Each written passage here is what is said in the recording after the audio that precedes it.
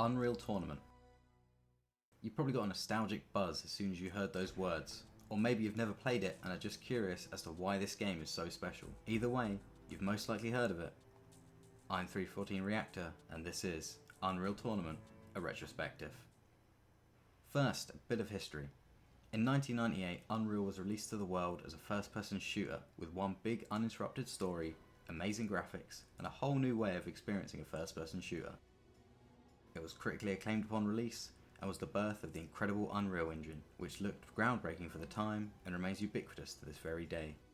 However, the multiplayer left something to be desired, with laggy matches due to poor netcode. Soon afterwards, Epic and Digital Extremes began work on a multiplayer expansion pack for Unreal called the Bot Pack, but due to the complexity and extent of code changes, eventually became its own standalone game, Unreal Tournament. At first this seemed a bit odd, a multiplayer only sequel to a single player game? However, the content was so rich and so polished when it was released on November 30th, 1999 in North America and December 3rd, 1999 in the EU, which of course is 20 years ago this week when this video is released. It stood on its own easily and towered even over Unreal in terms of gaming culture history. I first played the game probably around 2001, 2002 when I downloaded the demo onto the aged Pentium 2 powered family computer I had, and I fell in love with it immediately. Let's dive into why this game is just so good even 2 decades after its release. Let's start with the UI and presentation. The intro you see at the start sets the scene and gives a bit of history to the eponymous tournaments. It has a semi-Blade Runner vibe and is quite intriguing, showing off the graphics, which at the time were amazing, and sets the stage for the competition and fun ahead. The story itself is indirectly related to the original Unreal. After the initial war that sparked off during Unreal, mining colonies were frustrated with working conditions, and the social problems were being ignored by the corporations. With incidents, presumably murders in the mines, being reported more and more, eventually consensual murder was legalized as an outlet for the violence and frustration. The mining corporations organized small leagues of consensual murder matches. The Leandry Corporation lent into this and started streaming the fighting, treating it like a sport, bringing in huge amounts of money for them, and so the tournament was born. Decades later, the tournaments have become more profitable than the mining efforts, and the professional league has been formed, leading into Unreal Tournament's main campaign. Once this is done, you are over to the main menu, which in my opinion is one of the best UIs ever. The music kicks in and blows you away, and the artwork on display here is just so cool and late 90s badass. The first time I saw this I was very impressed, and I felt like this is already a special game. Most games have pretty simple menus and selections with a kind of single page of options or selections for gameplay at any one time, but with this, it's like its very own little operating system. You can open up the options, the player configuration, and have a game setup window all going at the same time. And it's awesome. The whole game just feels so open and customizable, and weaved tightly with huge amounts of content out of the box. The options menu has what you'd expect, some graphical settings, the ability to change the renderer, which we'll delve into later, resolution, font size, control mapping, sound, etc. You can get the game to play pretty much exactly how you want. This menu is where you can also customize your character, quite limited compared to today's multitude of customizations and skins, but still awesome. You can also give your character gold armor, which is neat. You can also view the roster of weapons, which also we'll delve into later. The game menu will set you up with beginning the main tournament itself or setting up a practice round. Within the tournament you can set up your character with some cool customizations as well as setting the difficulty level. The practice mode will let you play offline with bots to hone your skills in the game. This is where the level of customization goes nuts and allows you to make any kind of experience you desire. The multiplayer menu lets you set up a LAN server or join an online game using the browser, or set up your own game online for people to join. If you were lucky enough to have decent internet when this game was first released, you'd be treated to an endless world of fun online. The stats menu is something I've not ever used myself, but as far as I've researched would allow players to view their own game stats, as well as global game stats for multiplayer games. By the time I was playing this game, the website that runs it was most likely dead, and certainly is now, so I never saw this in action. The tools had time demo statistics, which essentially enables average and current frame rate to be displayed in game, allowing for benchmarking.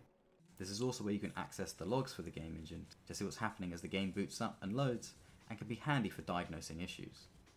Finally, under this menu is the console, which is where you can enable cheats like no-clip, God mode, infinite ammo, etc.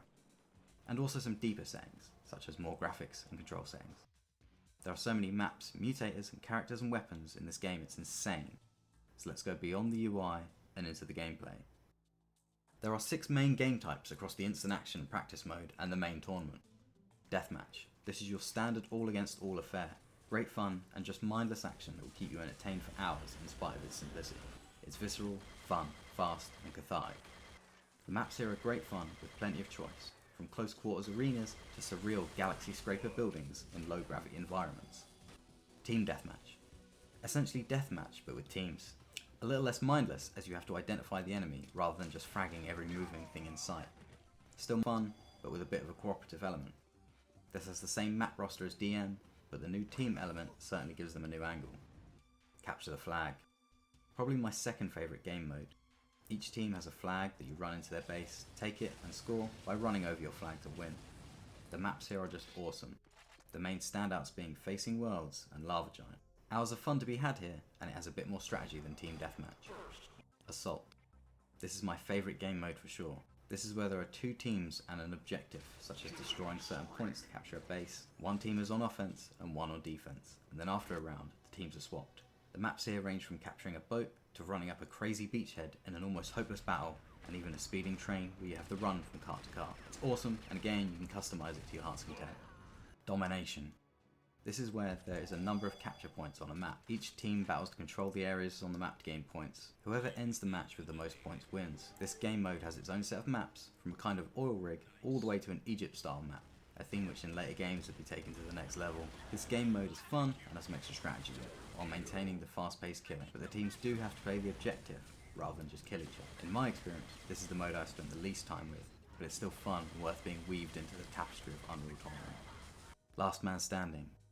This uses the same map types as Deathmatch and is essentially analogous to Deathmatch, except that the frag limit actually sets the amount of lives you have. When you die, you lose a life. When all your lives are gone, you lose. Same for the other players or bots. So once you've killed someone a certain amount of times, they are out, eventually whittling down to just one last person, and they are the winner.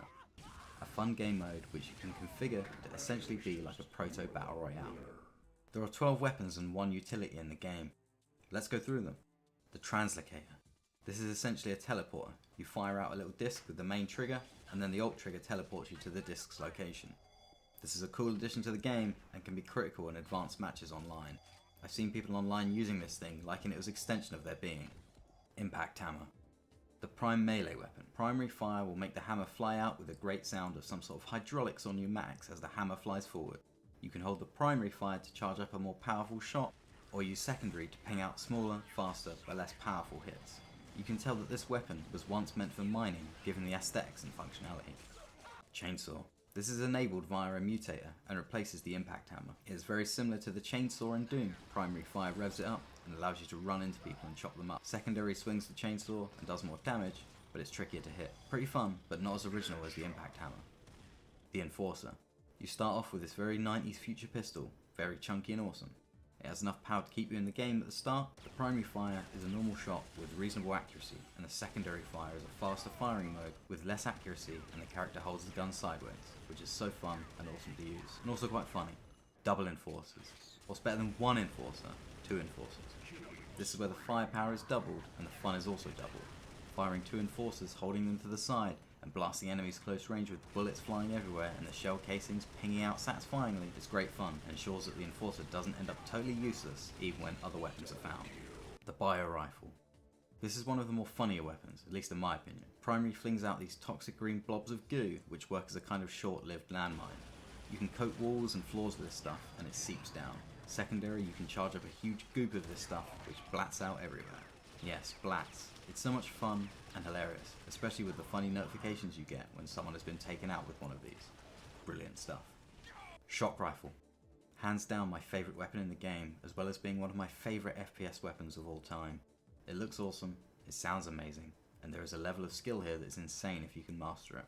The primary fire sends out a brilliant looking purple blast that deals a decent amount of damage. Secondary is a ball of energy that deals out even more damage, but is not hit scanned, so it takes some more skill to land a hit. But it's the combination of the primary and secondary that really give it depth. When you fire out the shock cores, you can then hit them with the primary blast, which will then cause a huge energy explosion that will jib anything around it in amazing fashion.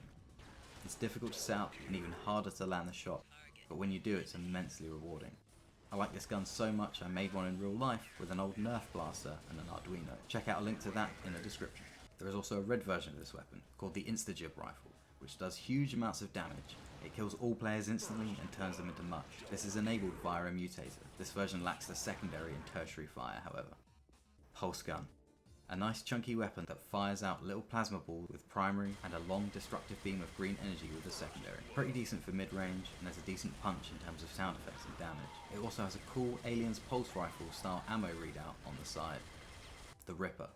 A really cool weapon and quite imaginative. The first time you pick it up, you see a spinning disc in this violent looking thing. Pull the main trigger and a disc flings out, which will bounce off walls and decapitate enemies in a gruesome and cool way. The secondary fire sends out slower discs that explode on impact and send people flying. Really cool weapon, which again allows some cool usage and tactic. Flat cannon. Every game needs a shotgun, but Unreal takes it to a bit more of an original direction with the flat cannon. A non-hit scan weapon that blasts out hot shards of metal that tear people apart with the primary. It's so much fun and you can really turn the tide in close quarters. When you jib someone with this, it's fun as all hell in the wrongest ways. When you need a bit more range, you can launch a flat grenade that flies out and pings out a number of hot shards at the enemy, allowing some more mid-range combat. Very fun and memorable weapon, which also has an ammo counter on board. Minigun. Another weapon with a cool ammo counter. This gun really does feel like the minigun from Predator, and it's so cathartic to hold down the fire button and just blast enemies with its insane sound and impact. And when there's a hallway full of enemies in close range, hold that secondary fire down for super fast firing and low accuracy, and don't let go. Brilliant weapon that in my opinion the sheer visceral and cathartic response of has not been replicated in any other Unreal game. The rocket launcher. The final weapon on this list to have an ammo counter and probably the most excessive. You can fire off a standard single shot of rockets which do a lot of direct damage and of course decent splash damage. The secondary launches off grenades which can be used for different ranges and for firing around corners. The excess begins when you hold down either primary or secondary. This is where 5 more rockets or grenades are loaded up into the firing mechanism, which results in a total of 6 rockets or grenades going out, which causes immense amounts of hilarious damage to the enemy, and if you get it wrong, yourself. Great fun, but unfortunately it was toned down in later games. Sniper rifle.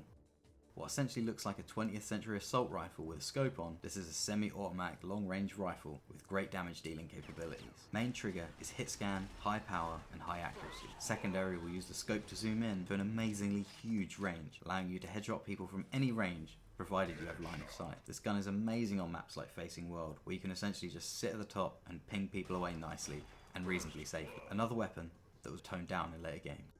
Redeemer. Finally, we have the big boy, a handheld nuclear weapon launcher. Hit fire, and the slow-moving rocket flies out and blows up on impact, causing a huge explosion, taking out anything within range. Secondary allows you to guide the rocket from a first-person perspective, so you can angle it into an enemy base and cause massive damage. But you are vulnerable in this state, and the rocket can be shot down. Huge amounts of fun, and utterly ridiculous. Usually hidden in maps, so getting it can be tricky, and often a race, as whoever gets this thing is most likely to score a bunch of kills at once. This game can be played online or offline with bots. Now some games with bots aren't very fun to play alone, as the AI can be pretty bad, but UT is different. The bots were made by Stephen Pohl, who worked on the Reaper bot for Quake, which was sometimes described as feeling like playing against human players. He was then hired to work on the AI for Unreal Tournament. And boy, these guys are tough and smart, even by today's standards. They have 8 levels of difficulty: novice, average, experienced, skilled, adept, masterful, inhuman, and godlike, which range from being quite easy to beat to decently challenging, all the way to just being purely omniscient, living up to the name godlike. These guys will jump around like maniacs and blast you to bits with absurd accuracy. It's great. Even if you slow the game speed down to 50%, these guys will still just have you for breakfast, unless you are a super good player. This means that the game is truly immortal, as it will always be able to be played and be fun and challenging to any player's skill level. The main tournament consists of a number of ladders, moving you up through the game modes and starting off with 1-to-1 deathmatch, going all the way through the game modes until you face off with the final champion, Zan. Only the very best will be able to beat this guy on Godlike. Of course, if you didn't want to play against bots back in the day, you could play online. I tried playing more recently for this video, but I ran into servers with only bots on, or servers that didn't seem to work properly. A lot of servers had barely anyone on, or the downloads for the content on them were taking forever. It's unfortunate, but I can give you some details on the last time I tried online, back in 2006. As I remember, there were many more servers and people playing. I joined a CTF match on Facing Worlds. There were people flying around with the translocator, and there was me running in the middle getting jibbed. I remember someone said I was a noob, and they were right. So I imagine even if I did get a game going now, I'd just be annihilated embarrassingly. But the fact people are still playing is a positive sign. I just wish I was playing this in 1999 with all the world's stats and a more even playing field. The map design sees some truly awesome stuff, all the way from gothic to sci-fi, and even taking some cues from old temples from Unreal. There are maps with low gravity thrown in, and some really exhilarating maps such as Hyperblast, which have you fighting inside and outside of a fast moving ship, presumably flying through the Unreal Universe's equivalent of hyperspace or warp. So much variation and a good balance of quality and quantity right out the box. Some of the more memorable maps for me are Facing Worlds, Turbine, Morpheus and Phobos, all from the demo I played the hell out of originally, Lava Giant and Fractal, which had a teleporter in the ceiling/floor, which was kind of like a portal before Portal, and that you could look down and see through the ceiling of the map. It's great and original. You can drop people down and then look up to see them come through the ceiling and get jibbed by the laser cross. You can even open the floor and fire, sending a bunch of shell casings down and see them come through from above and hit the floor. Awesome. So much fun. I can't go through all the maps as I'll be here forever, but it's safe to say they are awesome.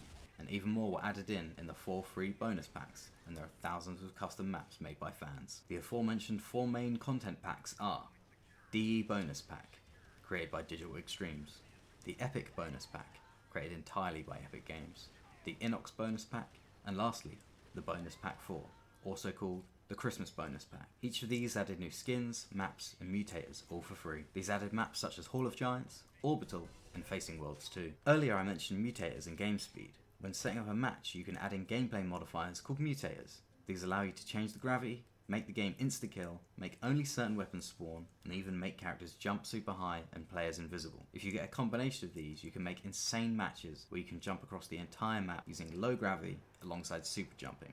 It's ridiculous, and again just shows how customizable this game is. There's also a speed configuration, so you can play twice as fast or go slow mode. Alongside this, there is a setting for how the game plays, hardcore, classic, or turbo, each of which change various factors such as movement speed and game speed. Overall, the gameplay is violent, responsive, and always fun. Even after 2 decades, you can still see people online, and in my opinion, no other Unreal Tournament game after this has replicated the impactful and cathartic fun UT99 has. At the time, the graphics were absolutely amazing and optimized to all hell. I remember when playing on my aforementioned Pentium 2 Packard Bell machine with 32 megabytes of RAM and onboard graphics, this game still ran pretty well. The water effects still give me a nice nostalgic feel, and the texture work is really nice for the time. The game engine also has probably the largest selection of renderers available of any game I've seen. Out of the box, it supports 3DFX Glide, DirectX 7, OpenGL, S3 Metal, and software rendering, meaning that no matter what card someone had in 1999, they would be able to play it. I played the game in DirectX 7, OpenGL, Glide, and later versions of DirectX and OpenGL, but I'll get into those later. Glide runs really nicely on 2 Voodoo 2s, great running this on an old school PC from the era. It introduced a new era of graphics and still looks pretty awesome out of the box to this day, although it's entirely possible that's my nostalgia speaking. Just as a note, most footage you're seeing in this video is from the vanilla game with an updated DirectX 10 renderer for best compatibility on Windows 10, running at 4K but with no extra visual mods or enhancements. I still have great memories of running this game at 800x600 on an old CRT. Good times. The music in this game was composed by Michael van de Bos and Alexander Brandon, who also worked on the original Unreal. It's truly one of the best soundtracks out there, energetic, original, and catchy. The main menu theme is just great, and never ever gets boring listening to on loop. It's a form of tracker music, which is created by a music sequencer software that allows creation of tracks by adding in musical notes of various digital instruments, combined with all kinds of effects. This gives the soundtrack a really unique vibe that has a very 90s tone, but also still holds up to this day. It's a huge part of what makes Unreal so memorable. Firing up Facing Worlds and hearing Foregone Destruction always gets me pumped and ready to frag. Along with the classic soundtrack, the gun effects are pretty meaty and satisfying.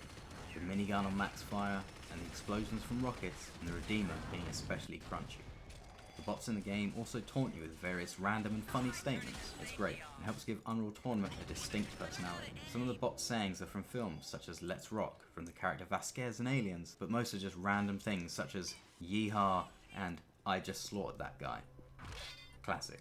Pickup sounds are also distinct and memorable, so you always know what you've picked up even if you didn't see the pickup as you ran over it. These sounds are burnt into my soul forever. When it all comes together with the music, it's a symphony of chaos, and it's brilliant. While playing the game, there is also an announcer that often shouts out achievements such as and with the odd for good measure. This adds even more personality to the game. The only issue is, of course, the voice quality is late 90s, so isn't crystal clear. The sheer amount of mods for this game is insane. I can't even begin to cover them all here, so I'll do my best to give an overview. Chaos UT gave extra weapons and characters to the game, and was so good it was included with the Game of the Year edition of Unreal Tournament, which was released in the autumn of the year 2000. It has a crazy amount of extra weapons like assault rifles, crossbows, a black hole generator that sucks in and destroys everything, and my favourite, a deployable turret that can automatically get kills for you. Also included with the GOTY edition was a bunch of high-res textures that can make the game's aesthetics look sharper, and you can even go a step further and install some super high-res textures. Links in the description for these. There are also a bunch of total conversions for the game, such as Infiltration, which I have great memories of playing. It was a realistic military shooter game with iron sights and pretty much one shot, one kill gameplay. Great fun and very good use of the engine and assets. More recently there was Gnarly Weapons 3, which combined with the Ultra Gore Mutator makes the game utterly insane. It's so much fun and features more nuclear weapons which can just wipe out everything on any size map. It's glorious, excessive and more fun than it should be. Again, links in the description. There's even a Tetris mod for the UI, because why not? The sheer number of custom maps released for this game is staggering. I have so many installed that it takes a few seconds for the practice match window to open on my version. I have 594 maps installed, including the Game Zone originals, totaling over 2 GB on my hard drive. Just take a browse through MapRaider or Unreal Archive and see what you can find. There is everything from horror-based maps to sequels to the official maps. Modifications go beyond the gameplay and down into the engine itself, with custom OpenGL renderers being released which allow super high-res textures, support for high resolutions, and various fixes to the graphics. With mods, the game now supports anything from DirectX 9 to DirectX 11, allowing for extra effects like HDR lighting, parallax occlusion mapping, ambient occlusion, and even tessellation, which is just insane. Check the link in the description to see my video on the DirectX 11 renderer and links to download it. You can even go a step further and install something called ReShade, which uses post-processing to add modern effects to older games. Here you can see it running with screen space reflections, bump mapping, crepuscular rays or god rays, depth of field, and some chromatic aberration enabled. With all these together, you can really spruce up Unreal Tournament's graphics. There are so many mods, maps, and total conversions that it will pretty much ensure this game lasts forever. Head to ModDB and check out some of the top mods. It's well worth it. They are also so easy to install, either coming in handy UMod format, which acts like an installer, or you can just drag and drop into the main game folder. Furthermore, there is a 469 patch coming up, which should further fix and enhance the game. This is going to be courtesy of OldUnreal, who I believe now have access to the source code, and I believe were also behind the 451 patch, which included a number of fixes for online and assisted with compatibility on newer systems. Systems other than PC got treated to Unreal Tournament 99. On January 17th, 2000, it was released for classic Mac OS and PS2 in North America on October 26th, 2000 and EU on April 20th, 2001. It was even ported to the short-lived Dreamcast in North America March 13th, 2001 and June 29th, 2001. I have not experienced the Mac version, but I do own the PS2 and Dreamcast ports, and they are pretty faithful to the PC version and content rich, although there are frame rate issues on both. Sometimes it falls down to single digits, which of course is very detrimental to gameplay. Neither of the console ports had online multiplayer, however did feature split screen. Overall they are okay ports, but the frame rate issues and graphical fidelity didn't hold up to other such games on the console that came out shortly after, such as Halo and Time Splitters. Unreal Tournament has left a mark on gaming that still exists to this day, with thriving modding community and people still playing online. It spawned 7 sequels to the franchise, 2 exclusively for Microsoft's Xbox console and one that unfortunately has had its development stopped by Epic Games. The gameplay is solid and is, to me, the epitome of arena shooters. It was released around the same time as Quake 3, and I think it's subjective whether you think Quake 3 or UT is the pinnacle of arena FPS. To me, Unreal takes the crown by a hair, as it just has a certain feel to it that no other game has. Game engine was used to power other games such as Deus Ex, Rune, and Star Trek Honor Guard. Development on the engine was continued into the 2000s, and Unreal Engine 2 powered prominent games such as Splinter Cell, Bioshock, and Rainbow Six Vegas. In the mid to late 2000s, Unreal Engine 3 was released and shown off with Unreal Tournament 3. It looked absolutely amazing and was used by a huge amount of games for years, such as the Batman games, Bioshock Infinite, and the Borderlands series. Every iteration of the game seems to increase the amount of games it's used by, presumably to the efficiency of the engine and the ease of tools at the developer's disposal. Unreal Engine 4 is the latest iteration and powers an absurd number of games, the most prominent being Fortnite, an absolute juggernaut of a game that has propelled Epic Games up to be one of the biggest game publisher and developers ever. The legacy of Unreal also goes beyond gaming. According to an interview from Film and Video magazine, Unreal Tournament was apparently used to visualize fictional locations and scales for the 2001 Steven Spielberg film AI. The artists put together a version of the in-film city into the game. They had the game running on a PowerBook and a compact laptop. Dennis Muren, senior visual effects supervisor on the film, noted that Spielberg, and I quote, very quickly picked up on how to move the camera around based on all the Unreal Tournament keyboard strokes. It's obvious he played the game a lot. He just got right into it. Putting the locations into the game allowed Steven Spielberg to get different camera angles and shots that he otherwise wouldn't be able to visualize in real time. There's a link to this interview in the description. Overall, what makes this game so good is that it is more than the sum of its amazing parts. The visuals, the gameplay, the atmosphere, the vast and varied content combined with the music and weaponry just amounts to an incredible game which will hopefully last forever. Everything from the map design to the way the guns sound and feel, even down to the way the shell casings fly out, feels so great. And I can always fire up this game, anytime, anywhere. It's timeless, and thanks to the amazing modding community still working hard on this game, the content will never cease. Even if people were to stop playing online, the bots will always be fun to play against. You can grab the game from Steam as part of the Unreal Anthology for a very reasonable price, and during the sales it goes ridiculously cheap, well worth it. It's also on Good Old Games, where it also goes for a very reasonable price and without any DRM. I have pretty much all the games in physical form. Most can easily be found on eBay if you want to grab physical copies yourself. If it sounds like I'm being biased towards this game, it's because I am. I really can't think of anything bad to say about this game, even when looking beyond the nostalgia factor. I love this game, and I installed it on every PC I own. I think the source code is now under the control of OldUnreal, and hopefully one day we will see ports of it everywhere, much like with Doom. I'd love to be able to play this game natively on a Raspberry Pi, or even Android on my phone. I have memories from playing this game from pretty much every year from 2002 to 2019, and I will be continuing to play it for as long as possible. It took me a while to write, record and edit this video, so if you liked it, please leave a like, subscribe to the channel for more gaming and tech-based projects, and leave a comment about your own history with Unreal Tournament. Thanks for watching, and happy birthday Unreal Tournament. I'll see you all in the next one.